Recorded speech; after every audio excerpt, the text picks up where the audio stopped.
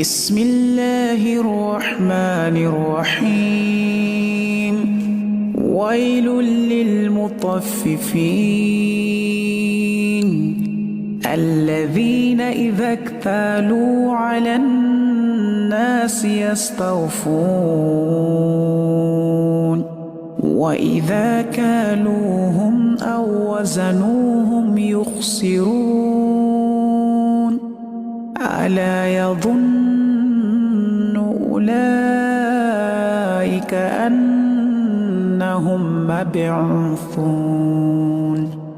ليوم عظيم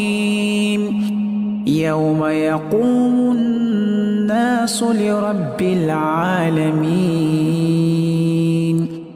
كلا إن كتاب الفجار لفي سجين